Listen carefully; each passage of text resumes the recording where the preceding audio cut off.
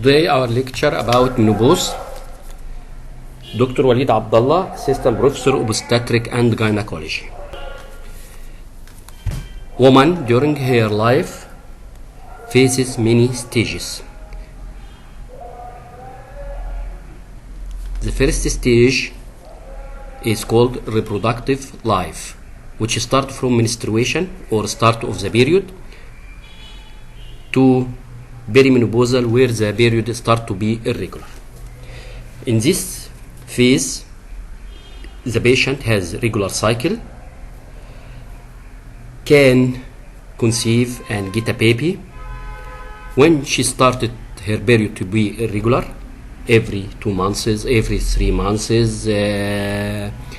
it's called perimenopausal period, or in which she faces irregular cycle, start to have some symptom of menopause like hot flashes, lot of libido, night sweats. After the period stops or cessation of menstruation, it's divided or subdivided into 2 phases: climacteric symptoms, climacteric phase, menopausal transition, and post-menopause. Menopausal transition or climacteric symptoms is about 1 year. After 1 year of cessation of menstruation, it's a post-menopausal. Before we know the symptoms, pathophysiology, and management of menopause, we have to know some definition. First, what is climacteric? It's a transitional period from the reproductive capacity to non-reproductive state, when fertility and sexual activity decline. The more correct terminology is menopausal transition. In other words, this phase, the patient change from reproductive capability to non-reproductive state. It faces decreased sexual desire and decreased or loss of fertility. Okay. Other definition is menopause.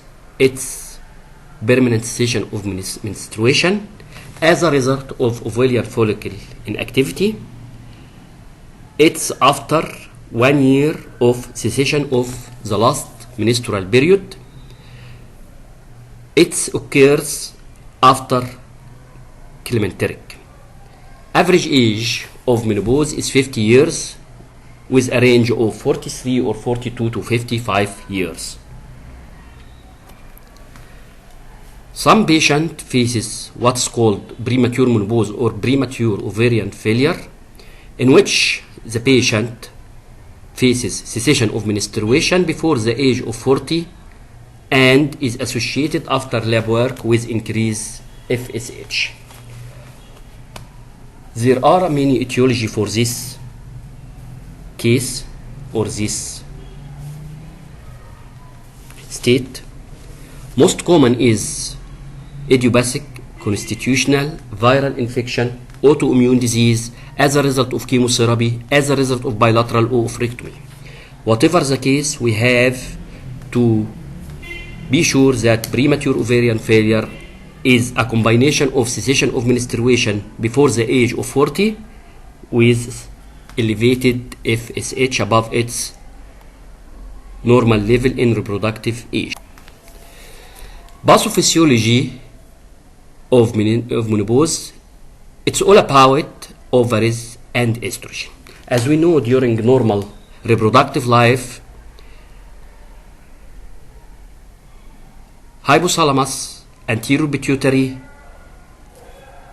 release of FSH and LH, which is gonadotrophin, to act on the ovaries to produce follicles, which produce estrogen, which cause negative feedback mechanism on the hypothalamus and pituitary, decreased FSH, decreased estrogen, positive feedback mechanism. During menopause, there is depletion of follicle, no follicle activity, no estrogen production. As a result, positive feedback mechanism is continuous on the hypothalamus and pituitary, more FSH, more LH with decreased estrogen. Estrogen levels decline dramatically at the menopause as a result of depletion of ovarian follicle, and the negative feedback loop is openly subsequently. GnRH becomes at its maximal frequency and amplitude.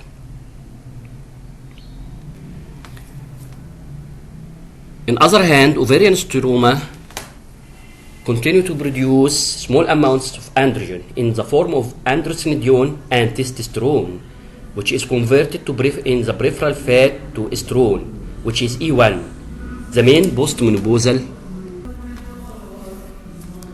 To know the cause of the majority of symptoms and pathology of menopause is the lack of estrogen. This is the keystone of our lecture. Lack of estrogen, depletion of follicle, decreased ovarian.